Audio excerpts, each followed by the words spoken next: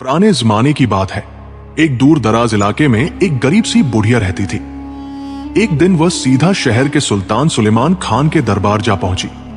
न कोई जानता था कि ये बुढ़िया वाकई आम औरत है या कोई जादू जानने वाली। बुढ़िया ने सुल्तान के सामने आकर कहा, ए मेरे मौला, मैं एक बेसहारा औरत हूं। रोजी कमाने के लिए रेत देखती हूं और सितारों का हाल बताती हूं, मगर लोग मुझे जादूगरनी और झूठी कहकर मारते पीटते हैं। हालांकि मैं इन सब बातों से पाक हूं। आज मैं तेरी पनाह में आई हूं, शायद तू मेरी फरियाद सुन ले। सुल्तान सुलेमान खान को यह सुनकर रहम आया और फौरन मुनादी को हुक्म दिया कि बाजारों में ऐलान करे, जो कोई इस बुढ़िया को सताएगा उसे सख्त सजा दी जाएगी। कुछ दिनों बाद वही बुढ़िया फिर दरबार आई और दरबान से कहा कि सुल्तान से मिलना चाहती है। जब वो अंदर पहुंची तो सुल्तान ने पूछा, अब क्या हाजत है?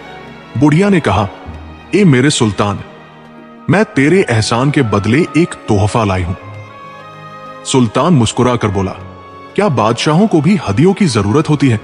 मगर बुढ़िया बाजद रही और कहा, यह तोहफा तुझे दुनिया के अक्लमंद तरीन बादशाहों में बना देगा। यह सुनकर सुल्तान चौंक गया।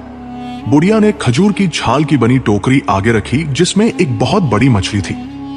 उसने कहा, इसे अपने हाथ से पका कर खाना, किसी और को न देना, वरना जो इल्म और हिकमत इससे मिलेगी वो दूसरों में भी बट जाएगी। सुल्तान ने उसकी बात को मजाक समझा मगर वादा कर लिया। बुढ़िया जाते वक्त फिर याद दिला गई, वसीयत न भूलना वरना नुकसान उठाओगे। सुल्तान ने मछली देखी और सोचा, अगर ये बुढ़िया सच कह रही हो तो। फिर उसने अपने खास खादिम गुलाम दीन को बुलाया और कहा, इसे पका मगर खबरदार, अगर इसमें से कुछ खाया तो तेरा सर कलम कर दूंगा। गुलाम दीन हैरान हुआ, सोचा ये मछली पकवाने के लिए शाही बावर्ची क्यों नहीं दी गई, मगर हुक्म था, इसलिए चुपचाप काम करने लगा। जब मछली को साफ किया तो उसने देखा कि ये आम मछलियों से बिल्कुल मुख्तलिफ है। जब तेल में डाली तो खुशबू सारे बावर्ची खाने में फैल गई। गुलाम दीन अपने आप को रोक न सका और छोटी सी बूटी तोड़कर चख ली। अचानक उसके कानों में अजीब सी सरगोशियां होने लगी। उसने गौर किया तो एक बिल्ली को मछली के पास बैठे देखा, जो कह रही थी, वाह क्या खुशबू है, मौका मिले तो मैं भी इस मछली का जायका चखूंगी। गुलाम दीन घबरा गया, सोचा यह कैसे मुमकिन है कि बिल्ली बात करे, मगर फिर मुस्कुरा दिया और समझ गया कि मछली वाकई गैर मामूली है। उसने अपनी गलती छुपाने के लिए मछली पर मसाले और आटे की तह लगाकर दोबारा तल दिया ताकि सुल्तान को कुछ शक न हो। जब खाने का वक्त आया तो सुल्तान सुलेमान खान ने वो मछली बड़े शौक से खाई और कहा, गुलाम दीन, घोड़े तैयार करो, हम आज जंगल की सैर को निकलते हैं। दोनों अपने घोड़ों पर सवार होकर निकले। जंगल पहुंचे तो अचानक गुलाम दीन ने सुना कि उसका घोड़ा दूसरे घोड़े से कह रहा है, कितना अच्छा लग रहा है खुली फिजा में दौड़ना। अस्तबल में कैद होकर दिल घबरा गया था। सुल्तान के घोड़े ने जवाब दिया, सच कहते हो, मगर अफसोस हम आजाद नहीं हो सकते। अगर मैं जरा सा भी तेज दौड़ा तो ये शख्स जमीन पर गिरकर चिकना चू हो जाएगा। ये बात सुनकर गुलाम दीन जोर से हंस पड़ा। सुल्तान ने चौंक कर पूछा, बता किस बात पर हंस रहा है? गुलाम दीन ने झिझकते हुए कहा, जहां पनाह, एक पुरानी बात याद आ गई थी, इसलिए हंसी निकल गई। लेकिन सुल्तान के दिल में शक बैठ गया। वो सोचने लगा, क्या गुलाम दीन वाकई घोड़ों की बातें समझ गया है? सुल्तान सुलेमान खान के दिल में शक बैठ गया था कि गुलाम दीन ने यकीनन मछली में से कुछ खाया है। वह बार बार बुढ़िया की वसीयत याद करता और दिल ही दिल में कढ़ता रहा। जब दोनों वापस महल पहुंचे तो सुल्तान ने गुलाम दीन को हुक्म दिया, खाने की तैयारी करो और मेरे करीब खड़े होकर यह पानी का प्याला थामे रखो जब तक मैं खा न लूं। गुलाम दीन खामोशी से हुक्म बजा लाया। उसी दौरान दो परिंदे महल के हॉल में आ घुसे। उनमें से एक की चोंच में सुनहरी बाल की एक लट थी। वो दूसरे परिंदे से बोला, ये देख, ये बाल उस शहजादी का है जिसके बाल सोने जैसे हैं। दूसरा परिंदा वो लट छीनने लगा, मगर वो हाथ से छूटकर जमीन पर गिरी और ऐसी आवाज निकली जैसे कोई सोने का सिक्का गिरा हो। गुलाम दीन के हाथ से पानी का प्याला छूट गया और वो हड़बड़ा कर पीछे हट गया। सुल्तान ने तेज निगाहों से उसे घूरा और कहा, अब न इनकार कर सकता है न बच सकता है, तूने जरूर मछली खाई है, वरना परिंदों की बातें कैसे समझ सकता है। गुलाम दीन कांपता हुआ जमीन पर गिर गया और हाथ जोड़कर माफी मांगने लगा।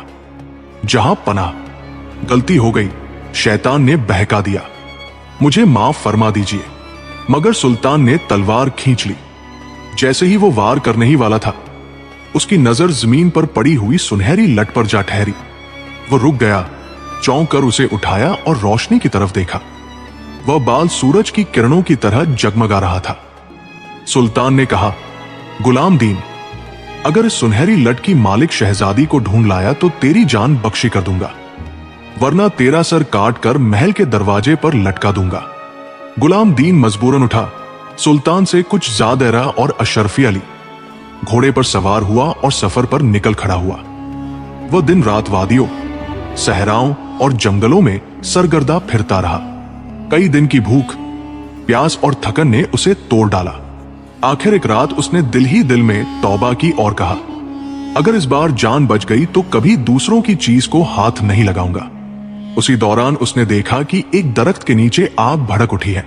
करीब जाकर देखा तो वो आग चींटियों के बड़े घोंसले तक पहुंच रही थी। हजारों चींटियां अपनी बच्चियों को बचाने के लिए इधर उधर भाग रही थी।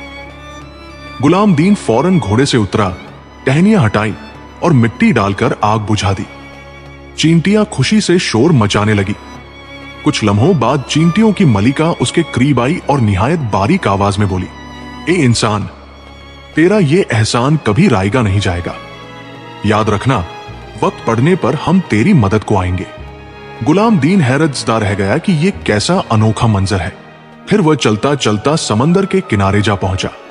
वहां 3 मछुआरे बैठे थे।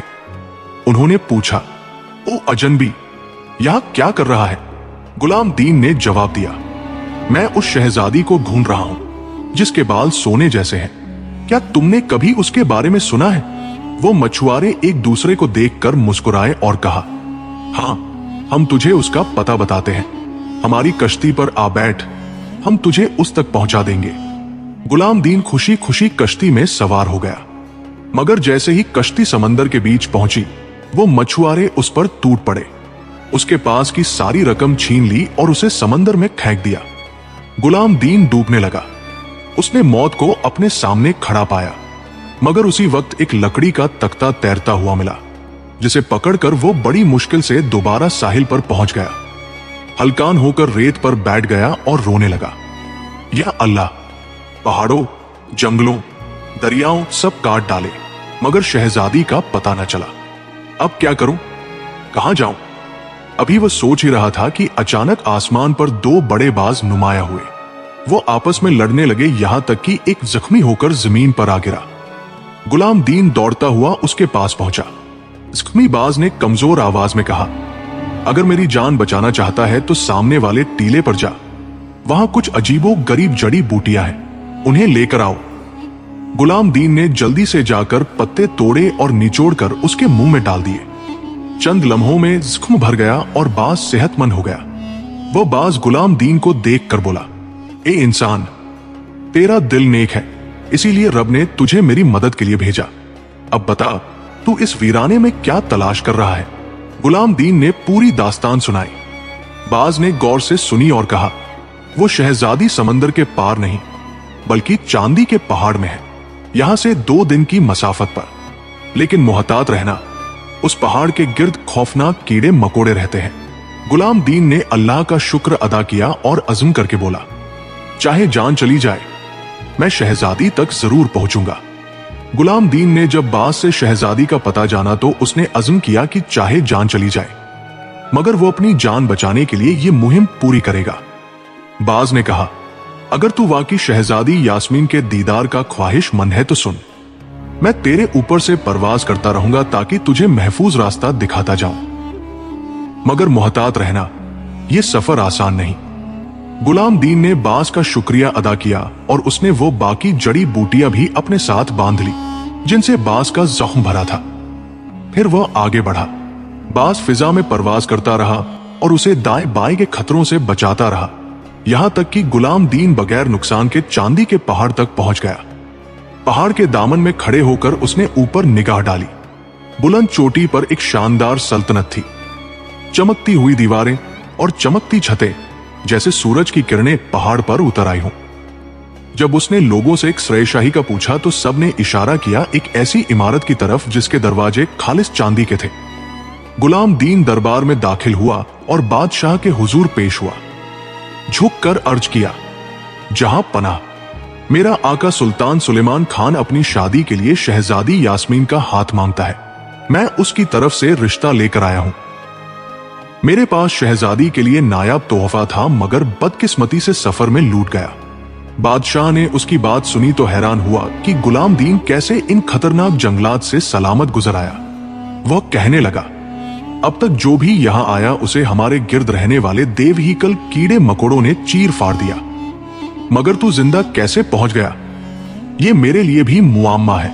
फिर बादशाह ने सख्त लहजे में कहा, अगर तू वाकई अपनी बात में सच्चा है और मेरी बेटी का रिश्ता चाहता है तो पहले एक इम्तिहान पास करना होगा। जा और 3 दिन के अंदर जंगल से 100 ज़मरद के पत्थर ढूंढ कर ला, फिर उन्हें सुराख करके एक हार बना। अगर कामयाब हुआ तो बात आगे बढ़ेगी, वरना तेरा सर तेरे धड़ से अलग कर दिया जाएगा। गुलाम दीन के कदम लड़खड़ा गए। उसने सोचा, यह कैसे मुमकिन है? इस जंगल में जहरीले सांप, बिच्छू और बड़े बड़े हशरात हैं। मैं तो एक ज़मरद नहीं ढूंढ सकता, 100 कहां से लाऊंगा? मगर मजबूर होकर वो जंगल की तरफ चल पड़ा। शाम तक एक भी ज़मरद न मिला। दिल शिकस्ता होकर वह बैठने ही वाला था कि अचानक किसी बारीक आवाज ने पुकारा, क्या तू वही नौजवान नहीं जिसने हमें आग से बचाया था? गुलाम दीन ने चौंक कर देखा तो सामने चींटियों की मलिका अपने लश्कर के साथ खड़ी थी। उसने गुलाम दीन से हाल पूछा। गुलाम दीन ने सारी कहानी सुनाई और कहा, अब मैं तबाह हो गया हूं। न ज़मरद है न वक्त, कल के बाद तो मेरा सर ही कलम हो जाएगा। चींटियों की मलिका मुस्कुराई और बोली, फिक्र न कर, तेरा एहसान हम पर कर्ज है, तू आराम कर, हम सब मिलकर तेरे लिए ज़मरद ढूंढ लाते हैं। फिर चींटियों के जत्थे हर सिमत दौड़ पड़े। जहां कहीं ज़मरद का पत्थर मिलता वो फौरन उसे लाकर अपनी कारकुन चींटियों को देते, जो निहायत बारीक हुनर से उन्हें सुराख कर देती। 2 दिन की मेहनत के बाद तीसरी सुबह जब गुलाम दीन वापस आया तो उसके सामने 100 ज़मरद का एक निहायत हसीन हार रखा हुआ था। वो हैरत और खुशी से रो पड़ा और चींटियों की मलिका का शुक्रिया अदा किया। वो हार लेकर बादशाह के पास गया। बादशाह ने जब देखा तो दम बखुद रह गया। उसने कहा, मैं मानता हूं कि तू वाकई गैर मामूली शख्स है। ये हार न इंसान बना सकता है न जिन। मैंने ये शर्त सिर्फ इसलिए रखी थी कि जो भी मेरी बेटी यास्मीन का रिश्ता मांगे उसकी अजमत और काबिलियत साबित हो जाए, और आज तूने ये साबित कर दिखाया। उसी रात बादशाह ने शानदार दावत रखी। दरबार में अमीर व वजीर, सरदार व शहजादे सब जमा हुए। जब सब बैठ गए तो कमरा रोशन हुआ और शहजादी यास्मीन चांदी के पर्दे के पीछे से नुमाया हुई। उनके सुनहरे बाल झलक रहे थे जैसे सूरज की किरणें बिखर रही हों। गुलाम दीन ने पहली बार शहजादी को देखा तो दम बखुद रह गया। वो इतनी हसीन थी कि हर देखने वाला शशदर रह गया। शहजादी भी गुलाम दीन को देखकर मुस्कुरा दी। उसके चेहरे की मासूमियत और बहादुरी ने उसे दिल ही दिल में भा लिया। बादशाह ने सबके सामने ऐलान किया, यह नौजवान दूर दराज मुल्क से आया है।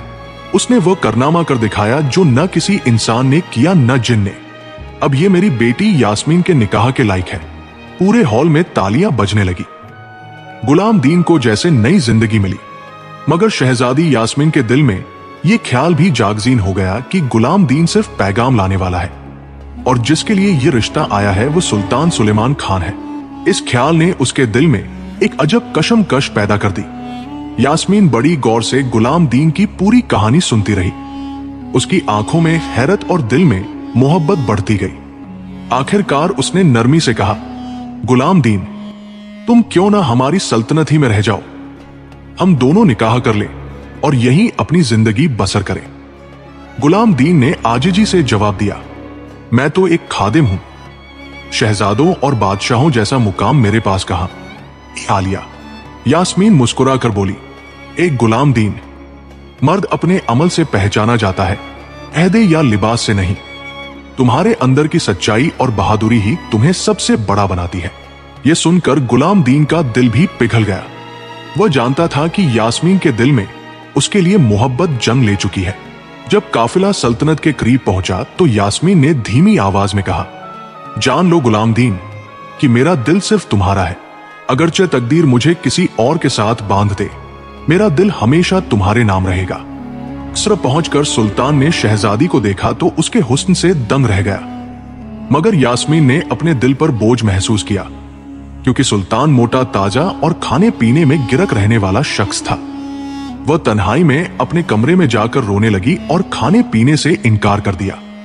उधर सुल्तान ने गुलाम दीन को हुक्म दिया, बाग से कुछ मीठे संगतरे ला कर दो, लेकिन उसने खुफिया तौर पर अपने एक सिपाही को इशारा किया कि गुलाम दीन को रास्ते ही में खत्म कर दो।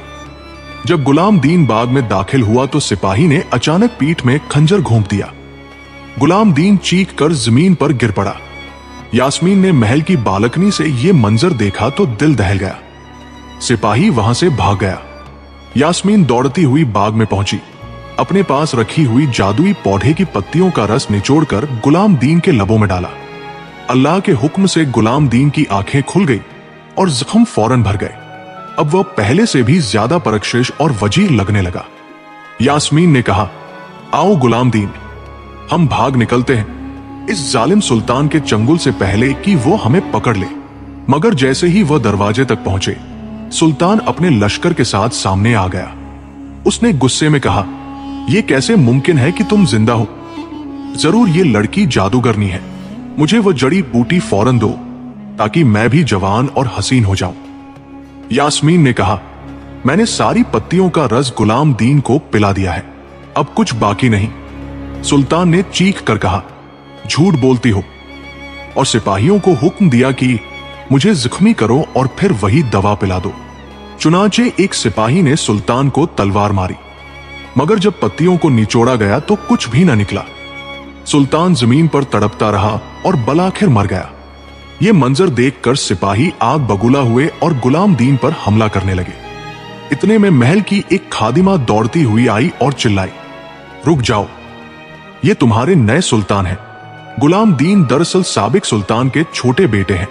उनकी वालिदा महल की बांदी थी, इसलिए पुराना सुल्तान ने उनका वजूद सबसे छुपा दिया था। मगर उनके बाजू पर वही निशान है जो हमारे सुल्तान के बाजू पर था। अब जबकि पुराना सुल्तान मर गया और कोई वारिस बाकी नहीं, तो गुलाम दीन ही तुम्हारा असली सुल्तान है। यह सुनकर सब सिपाही झुक गए और एक आवाज में बोले, जिंदाबाद हमारे सुल्तान गुलाम दीन। कुछ ही दिनों बाद गुलाम दीन का निकाह यास्मीन से हुआ। दोनों का रिश्ता न सिर्फ मोहब्बत पर कायम हुआ बल्कि इंसाफ और अदल पर भी। गुलाम दीन को अल्लाह ने कई बेटे और बेटियां अता फरमाई। उनकी नस्ल की पहचान सब्ज आंखों वाले शहजादे और शहजादियां बनी। उनके अहद में रियाया खुशहाल हुई, इंसाफ आम हुआ और हर तरफ सुकून और बरकत का दूर दूरा रहा। यूं गुलाम दीन और शहजादी यास्मीन की कहानी खुशी और कामयाबी के साथ मुकम्मल हुई।